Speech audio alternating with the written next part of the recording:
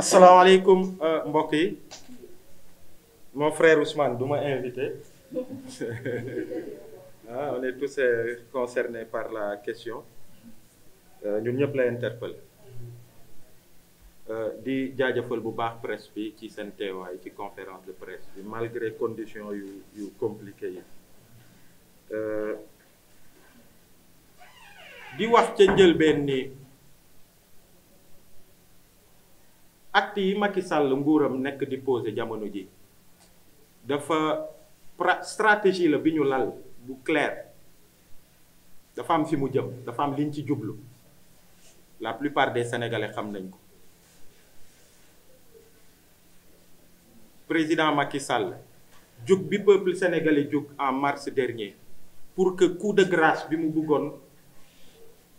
porter ci suñu démocratie pour que mu nax saay à jamais Sénégalais yi ñu bañ ko taxaw nekk ci ba mu dellu ci ginnaaw ci conditions yi ñu ko xamee où il n'a pas eu d'autre choix tey jii nii dafa mel ni loolu la lokkoon tey mu nekk di ko rattraper nekk dans une logique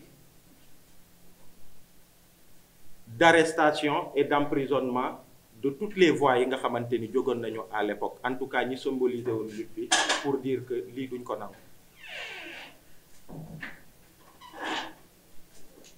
ci li jëm ci Guy Marius Sagna tey jii nii ñu ngi koy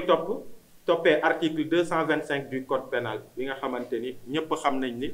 c'est des articles fourre-tout yi nga xamante ni état dictatoriaux yi ak régime yu mel ni régime Macky Sall dañu koy jëfandikoo utiliser suñu justice pour que ñu mën a noot ay citoyens yi nga xamante ni dañuy jibal kaddu yi nga xamante ni arrangé wu leen et au moment où on vous parle tey Guy Marius Sagna va être présenté au procureur de la République et tout le monde connaît posture bi nga xamante ni procureur de la République da koy am Sénégalais yépp xam nañ ko mu war a doon procureur bi nga xamante ni société sénégalaise day représenté à travers actes yu muy posé autosaisine yu muy autosaisiru que Sénégalais yépp gis ni lii de jar na ko waaye procureur boo xamante ni à chaque fois qu'il s'agit d'activistes d'opposants politiques de mouvements citoyens da nga ciy gaaw lool waaye bu dee ñi nga xamante ni dañ jëm ci pouvoir bi ñu def fi lim ne fang il prend tout son temps ou il fait rien ou à chaque fois qu'il s'agit des deniers publics du Sénégal Fatima ci texte bi wax na waxu rapportu OFNAC yi nga xamante ni mu ngi dormir ci ay tiroiram ba tey amul lenn lu ci jëm defu ci dara mais quand il s'agit de Guy Marius Sagna là il faut y aller très vite et Guy Marius Sagna nee na ñu ngi koy toppee diffusion de fausses nouvelles mais Guy Marius Sagna deful diffusion de fausses nouvelles délit d'opinion lañ ko toppee c'est un citoyen bu exprimer son opinion sur une institution que bi nga am mooy gendarmerie ki nga xamante ne am na droit wu joxe son avis sur le président de la République ni muy doxalee réew mi pourquoi warul am le droit d'exprimer son opinion sur la gendarmerie nationale surtout que qui est mieux placé que Guy Marius Sagna pour joxe opinion boobu du moment où yéen ñëpp gis ngeen fi li fi xew Malicounda gis ci ay vidéo devant la gendarmerie nationale ñu def ko lu ne pamti ko ak ñi mu àndal xotti ay yéreem le lendemain mais bi mu jógee ci loolu Guy Marius Sagna ak ñenn camarades yi ils sont allés à l'hôpital incapacité de travail de 5 jours la ci jëlee ñu déposer plainte avec des noms précis ay contacts ak ay pièces à conviction loolu fu mu mujj frappe rek lañu déglu brigade de recherche mujjul fenn et au même moment parallèlement vous voyez quelqu'un qui était député Bougazeli mais wax na fi wax bu grave jëmale ko suñu gendarmerie ne biñ koy jàpp ñëpp dégg nañ ko gis nañ mu ne ils ont voulu 50 millions pour que ñu bàyyi ko ñu bàyyi ko loolu ñëpp gis nañ ko fi mais c'est une accusation grave bi ñu porté ci suñu institution fu mu mujjee est-ce que woon nañu Bougazeli mais lu jiitu loolu ñun en tant que Y'en a marre on est allé à 3 déposer plainte benn lettre de protestation à Orange pour tout ce qu'ils étaient en train de faire subir et qu'ils continuent d'ailleurs de faire subir au peuple sénégalais ci prix yi mais gis ngeen na police commissariat wu jëppal pamtee ñu jël ñu yóbbu ñu commissariat ils ne nous ont même pas entendus sur PV c'est-à-dire dañ ñu enlever yóbbu ñu commissariat dugal ñu ci ay cellules taw bi taw suñu kaw ba bër sët ñu xëy bàyyi ñu ñu déposer plainte auprès du procureur fu mu mujjee bi mujj ñu ngi koy wax demain Kilifeu ak Simon ils vont être présentés au juge d'instruction pour être entendus sur le fond du dossier ci benn affaire bi nga xamante ni ci li procureur bi sukkandiku pour s'autosaisir très vite. C'est des données qui ont été collectées et diffusées de façon illicite. Kilifeu en tant que citoyen sénégalais il a fait une plainte cybercriminalité fan la mujj parce que dans le processus bi nga xamante ni vidéo bi fi mu jógee ak ki ko jox leeral.net am nañ ci ay mbir ñun am nañ ci ay mbir ki jël vidéo bi ci téléphone comment il s'appelle encore le fameux Thier ba mu yegg leeral.net am nañ ci ay firnde mujjul fenn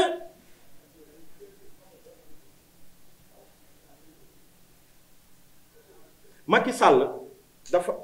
Sall daf ñu dugal de plein pied ci li ñuy woowee ci yenn régime yi xaw ma ndax yaa ngeen ciy bàyyi xel ou pas une judiciarisation du débat public te ci loolu lañ jëm c'est-à-dire Guy Marius Sagna am na li mu wax ñu xool nan lañ koy lañ bëtee mu am ñu sukkandiku ci kaddu bi mu joxe en tant que citoyen nan lañ koy coller motif pour que ñu téye ko tey Guy Marius Sagna la suba ce sera peut-être quelqu'un parmi nous ou d'autres activistes ou opposants ginnaaw suba ce sera peut-être un journaliste encore que peut-être que journalistes yi ils bénéficient d'une certaine protection par rapport à leurs opinions qu'ils expriment et les sujets qu'ils traitent et loolu ci lan la ñuy yóbbu gis ngeen février bu mujj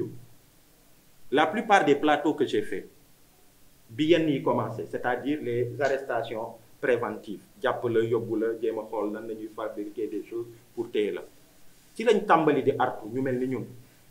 di naan lii nii di raam ci ñag bi la jëm il faut que Macky Sall arrête février yépp loolu la ñu wax et gis ngeen fu mu mujj et tey jii nii encore on est dans la même situation où Macky Sall gis ngeen Guy Marius Sagna et vous allez voir c'est un cycle il a fini de faire le vide autour de lui et sa majorité politique c'est la seule constante et au niveau des forces capables de lui barrer la route yenn projet antidémocratique yu mu am il veut faire le vide ci loolu la nekk et il va continuer tant qu'on ne l'arrête pas et c'est pourquoi il faut l'arrêter d'ailleurs et c'est là que je vais terminer pour lancer un appel à toutes les forces qui se battent dans ce pays et qui se mobilisent pour la démocratie et l'état de droit et j'appelle le M2D auquel nous faisons tous partie de se saisir tout de suite de l'urgence de la situation le M2D et toutes les dynamiques yi nga xamante ni jàpp nañ ne à un moment il faut arrêter Macky Sall balaa ñoo yegg ci situation wu mars parce que buñ ci yeggee du baax ndax ñun dañu dégg suñuy ndigalu kilifa gis ngeen et keroog man j'étais celui qui avait au sortir de la rencontre avec la délégation du Khalife c'est moi qui ai rendu le texte mais yàlla rek a xam li ma am ci retour ci ay Sénégalais yi nga xamante ni ils n'étaient pas contents de la décision qu'on avait prise allant dans le sens de dégg ndigal bi et qu'on donne cette chance à cette médiation et que donner la chance à Macky Sall de respecter les engagements yi mu jël ci points yi ñu ko tënkaloon la plupart des Sénégalais n'étaient pas d'accord on a été fortement critiqués mais ci jamono jooju dañu jàppoon ni loolu moo baax pour Sénégal il fallait donner sa chance à cette médiation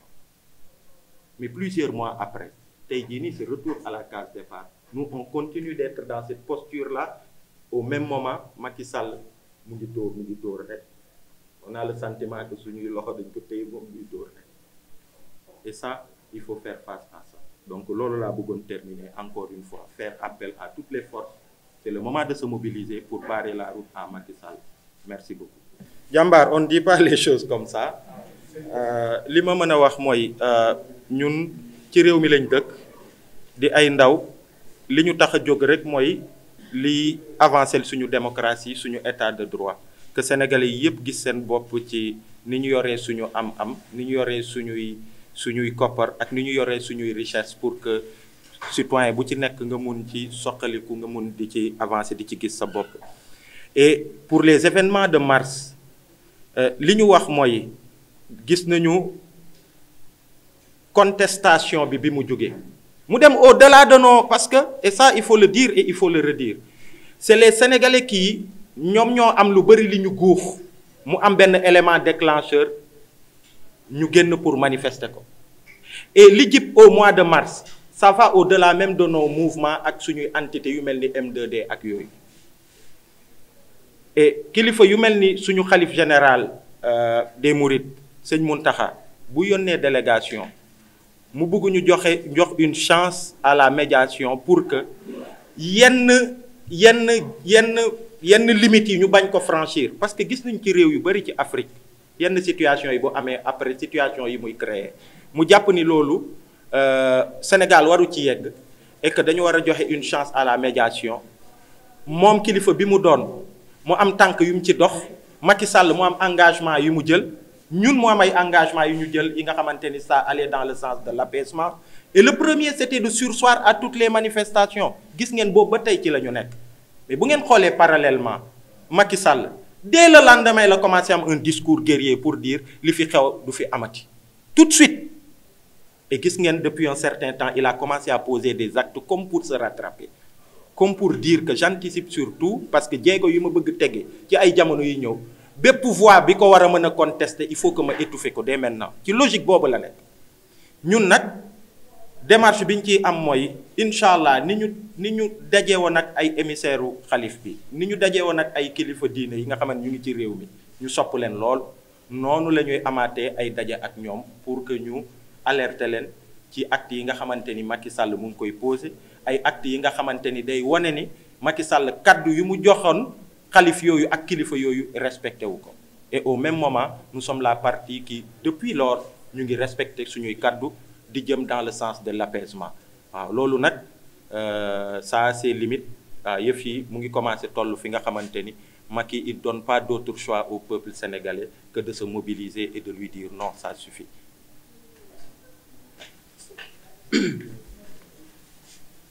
Salaamaaleykum askanu Sénégal.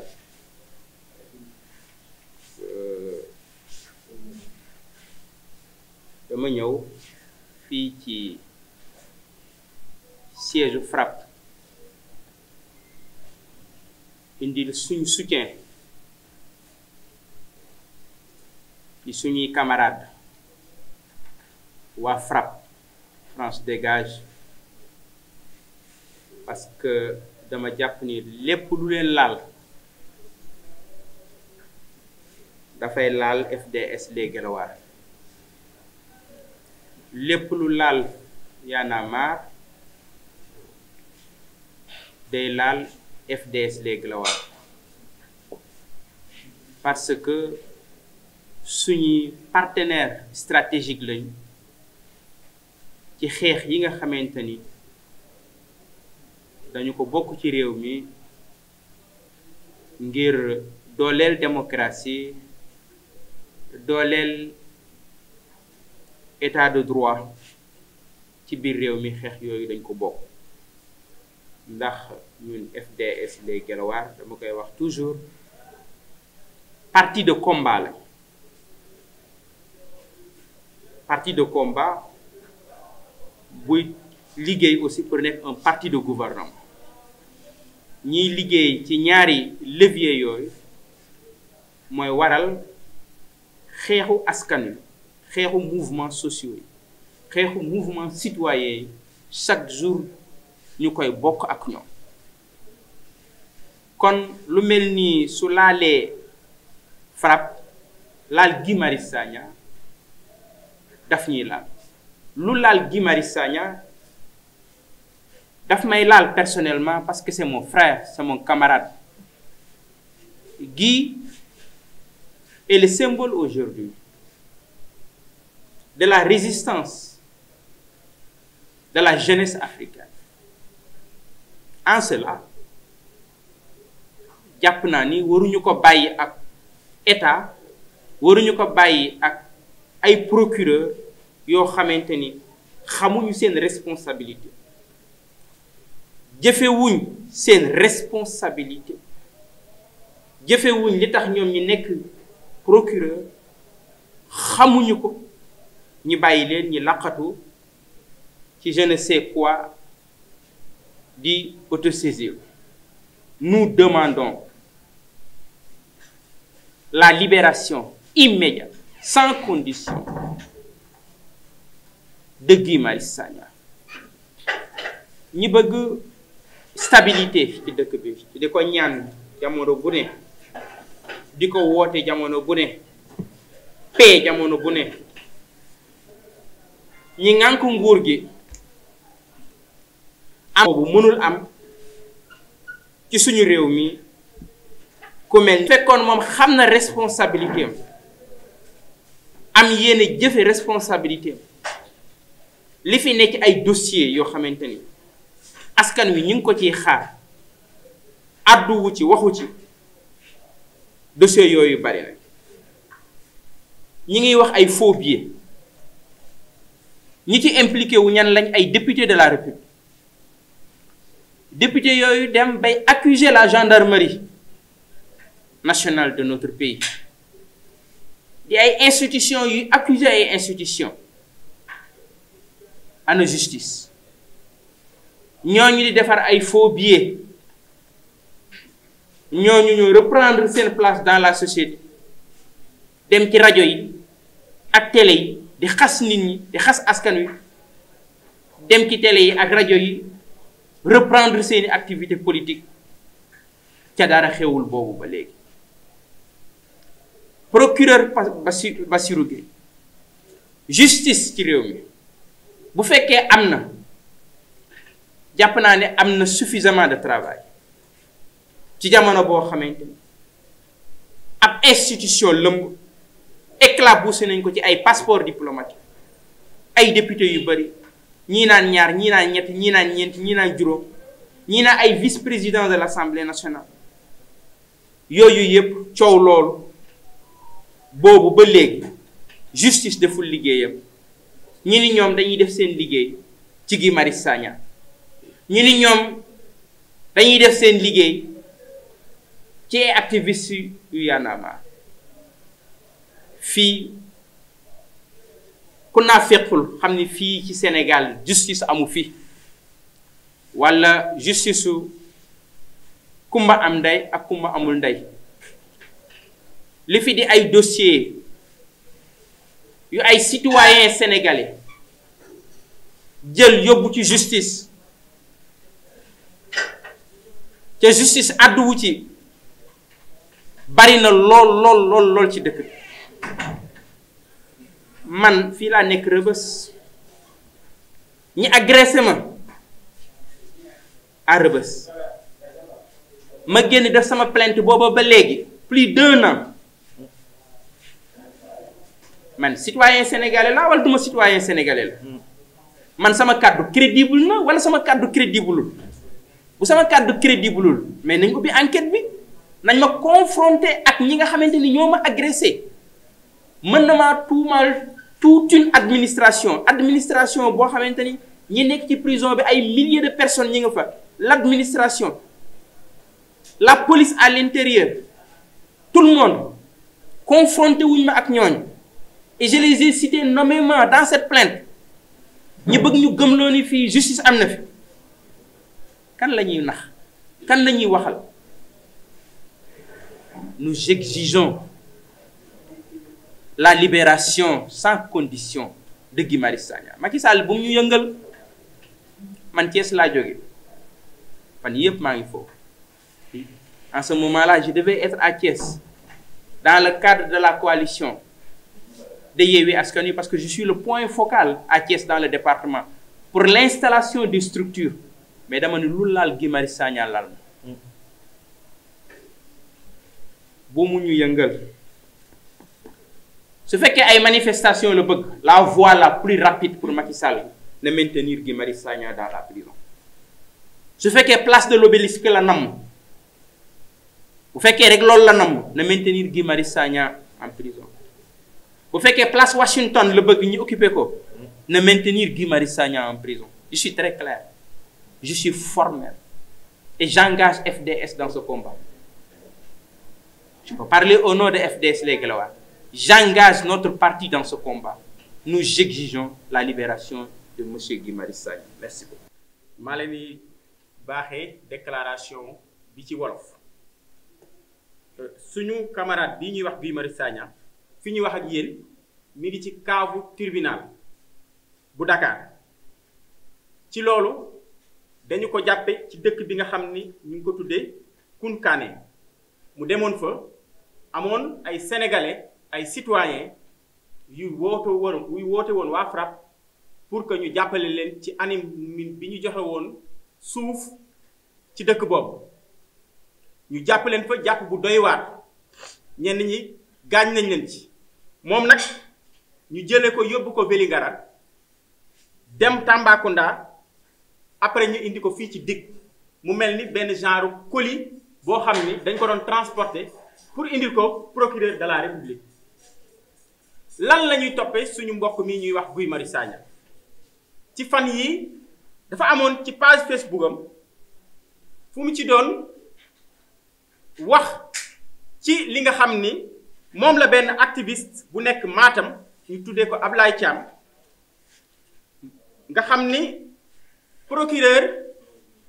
dafa autosaisiru moom nag muy apporter Ablaye Thiam soutien poste boobu nag moo tax tey nee nañu moom lañ koy toppee ñu fàttali rek que ni FRAPP am na fi ay dossiers yu bari yoo xam ni ñi ngi ci tiroiru procureur mu denc ñépp gis nañu ni nervi yi nga xam ni ñoo attaqué woon waa FRAPP gaañ leen ba léegi procureur waxu si ñépp gis nañu ni procureur bu fekkee ni leneen la lu laal opposant ni mu ciy taxawee loolu nag bu ko Guy Marius Sagna di dénoncer du moom rek moo koy dénoncer sénégalais yépp ñoo koy dénoncer démocrate yépp ñoom ñoo koy dénoncer ndaxte ñépp gis nañu fi coowal Bougazelli ñu jàpp ko flagrant délit montré vidéo yi ba mu paree mi ngi jiiñ gendarme yi ni dañ ko doon laaj li nga xam ni mooy 50 millions te dara fekk ko ci dégg nañ fi coowal li nga xam ni moom mooy député yi nga xam ni ñu ngi luubal ay passeport diplomatique ba léegi kenn déggul ñoom ñu àddu ci mbir moomu procureur autosaisiru te bu doon beneen député wala ku nekk ci opposition traitement fast track lañ koy def gis nañu plainte bi nga xam ni moom la suñu mbokk yi nekk Y'en a marre kii di Kilifeu ak Simon bi ñu defoon ci contre site bi nga xam ni mooy leeral ci li nga xam ni dañoo génne woon ay données personnelles mu doon lu doy waar mais ba léegi procureur waxu si yeeyu si yàbbiwu si tey nag lii procureur taxawe nga xam ni bu fekkee ni ci diir bu gàtt bu dee opposant la mu taxaw def fast track pour que ñu jéem ko tëj te ci booba am na ay dossiers yu nekk ci OFNAC nga xam ni ko ko jiite nee na lépp jébbal na ko ki nga xam ni moom mooy procureur mais procureur boobu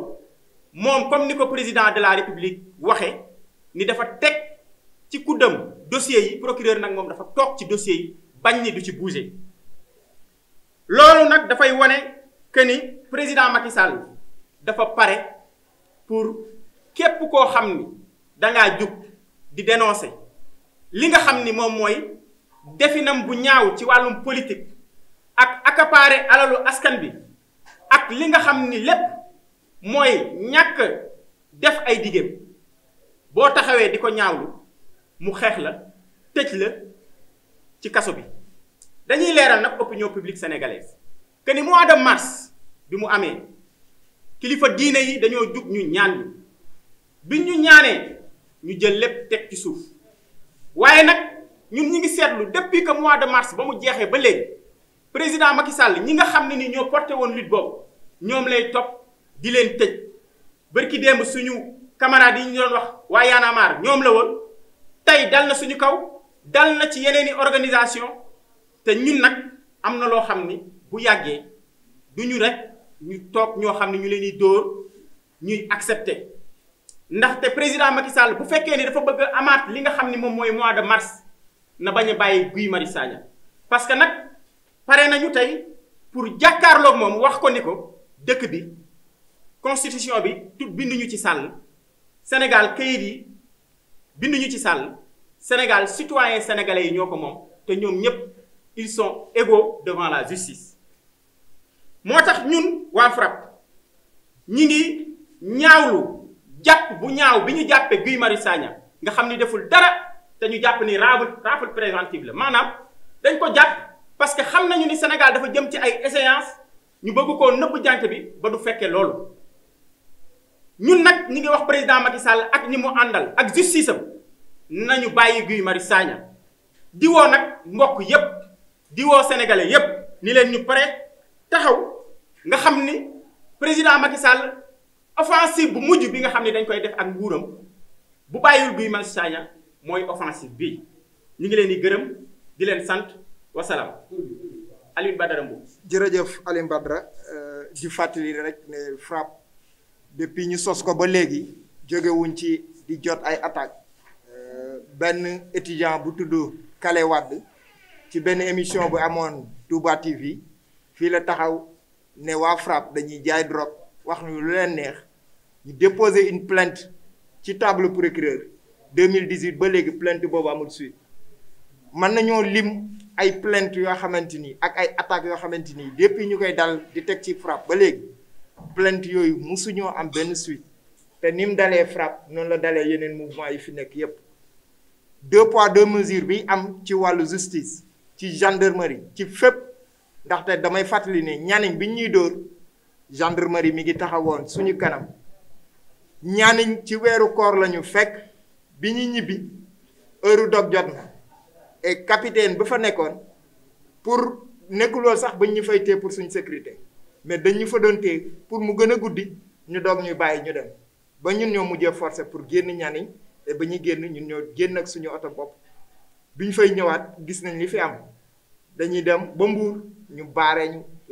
gazé ñu ak ay lacrymo bañ sonn ñu doog a ñibbiwaat réew mi nag li fi am te lii raam comme ni ñu koy waxee ci ñag bi la jëm ndaxte gisoon nañ li fi xewoon ci mois de mars gisaat nañ tamit li fi commencé di xewaat nii ndaxte di ñuy fàttali ne bi ñuy jàpp mois de février Guy Marius Sagna dañ kaa cité donc ci benn vocal nekkul ba léegi jàpp yi ñu koy jàpp am benn ci yuñ sukkandiku lu am dayoo loo xamante ni gis nañ comme ñi nga xamante ni ñoom ñooy defarkatu faux billets yi nga xamante ni ñoo bokk ci pouvoir bi comme ñi nga xamante ni ñoom ñooy violer couvre-feu di waxuma laa violer couvre-feu sax mais di jàlle la drogue ak yeneen yi ñu mel bay ay drame ak yeneen di ci xew ci réew mi yépp gis nañ ko te ñoom am nañ possibilité am ay liberté provisoire sax waxuma la te ñun fi ñu toll nii li ñuy sàkku ci réew mi mooy benn justice boo xamante ni pour tous pas une justice pour les activistes ou les mouvements. Ousmane Wade ci kàddu yi nga def yëkkati léegi di ko bamtu ci français rek mooy ñu remercier tous nos camarades qui sont présents ak ñi nga xam ne bëggoon et ceux qui voulaient venir prendre part à cette conférence de presse nous disons aussi bonjour à tous les Sénégalais que depuis l'arrestation de Guy Marius Sagna qui n'arrête pas d'envoyer des messages pour prendre de ses nouvelles et des encouragements. Sans tarder, je vais lire le texte liminaire du FRAPP. Libérer Guy Marius Sagna et emprisonner les faussaires. Notre camarade Guy Marius Sagna est en ce moment à la cave du tribunal de Dakar. Après une interpellation mouvementée depuis Kounkané, Vélingara et Tamba jusqu'à son acheminement à la DIC. Que lui reproche-t-on? Un post sur sa page Facebook où il apportait son soutien à un activiste de Matam, Ablaye Thiam dit Mathiaba, suite à une autosaisine du procureur. Il rappelle dans l'édit post qu'il a eu à partager sur sa page Facebook que dans les tiroirs de la gendarmerie, les dépositions du FRAPP attaquées il y a quelques mois à Malicounda, la ferme décision aussi d'un procureur et d'une frange des forces de défense et de sécurité aux ordres sur la base d'analyses factuelles n'a pas plu. Pourtant, c'est le constat de tous les démocrates. Continue de narguer le pays tout entier malgré son crime financier. Qui plus est, Bougazali a porté de graves accusations contre la gendarmerie. 50 millions de francs CFA demandés selon lui par un gendarme. Les vidéos circulent sur le net. Les députés faussaires et trafiquants de passeports diplomatiques ne sont pas inquiétés, malgré la condamnation générale et le discrédit international causé à notre pays. La plainte de Kilifeu du mouvement Y en a marre contre le site leral.net pour diffusion de données à caractère personnel ne connaît pas encore de suite. La suspecte promptitude à l'autosaisine du procureur en un mois, au moment où la mort de 14 jeunes Sénégalais reste toujours impunie. Et tous les dossiers de l'OFNAC lui ont été transmis, selon la présidente Seynabou Ndiaye Diakhaté, témoignent une volonté claire du président Macky Sall de liquider d'ici 2024 tous les résistants opposant à sa dictature debout, après une faillite totale de ses politiques économiques et sociales. C'est pourquoi le FRAPP dénonce cet acharnement liberticide contre les mouvements citoyens, exige la libération immédiate et sans condition du camarade Guy Marius Sagna, appelle toutes les forces vives à préparer la dernière offensive, je dis bien la dernière offensive, contre ce régime totalitaire et antipopulaire, fait à Dakar le 4 octobre par le secrétariat exécutif du FRAPP. jërëjëf camarade Fatima. salaamaaleykum. maa ngi tudd Fatou Sow bokk ci urgence panafricaniste au Sénégal.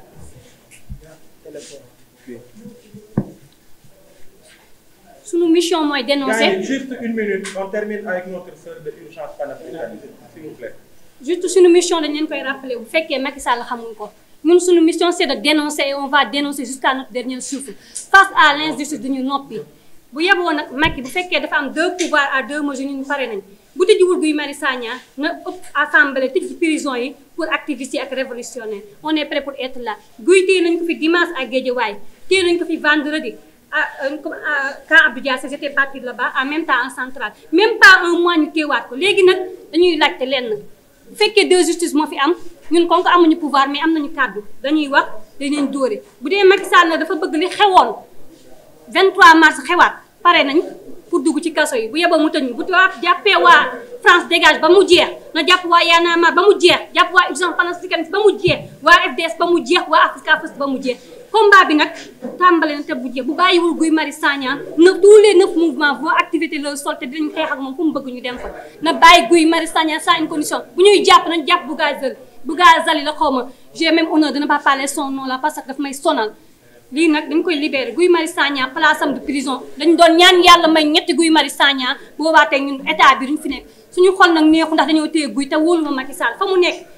chaque jour su ma jullee dama koy ñaan ndaxte wóoluma ko boo leen gisee ma ne wóoluma Macky Sall à une seule condition parce que dafa am ko dee ba ki démb ci prison yi xaw ma la ñas laa boo leen déggee ma leen koy wax fàttaliku deewu Omar Blondin Diop ah kañ la woon kenn leerul ñu deewu Omar Blondin Diop leerul deewu la Moussa Niass leerul kon nag bu fekkee Guy Marius Sagna bu ko dara laalee Macky Sall bu reppul dina wàcc te wàccam du jot merci à vous tous. Bonjour tout le monde, c'est Souleymane Diokou au nom des 9 organisations. Guy Marius Sagna a été arrêté suite à une autosaisie du procureur. Ici au Sénégal, nous constatons que nous avons un procureur de Benno Bokk Yakaar qui dort et qui se réveille seulement s'il y a une question qui touche un activiste ou un opposant. Le procureur a assez de dossiers à traiter. Le procureur, je dis bien, a assez de dossiers à traiter. Nous avons des délinquants, des trafiquants de faux billets, des députés qui sont mêlés à des questions qui nous interpellent tous, à des questions de faux passeports. Pourtant, ces députés vaguent à leurs occupations, ils ne sont pas inquiétés. Guy Marius Sagna a été arrêté parce qu'il a écrit sur son mur de Facebook une publication, cette publication qui a réveillé le procureur de la République. Et aujourd'hui, il est au niveau du CAV. Et jusqu'à présent, nous ne savons pas quel sort lui sera réservé. Nous dénonçons cela. Nous appelons à tous. C'est vrai qu'on est ici par invitation du FRAPP, mais nous sommes là parce que nous sommes aussi inquiets. Parce que nous nous acheminons tout droit vers un chaos. Macky Sall est là et est à la chasse, à la poursuite de toute personne, de toute organisation qui fera face à ces forfaitures. C'est ce que nous avons constaté. Nous ne serons pas longs, mais nous appelons aux Sénégalais.